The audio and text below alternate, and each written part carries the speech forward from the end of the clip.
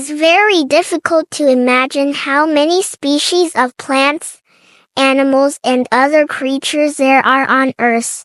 In the world today, scientists know of about 600 species of swallowtail butterfly. But this is only one group of butterflies. About 16,000 species of butterflies, but we haven't included the moths. About 165,000 species of butterflies and moths, but this is only one group of insects.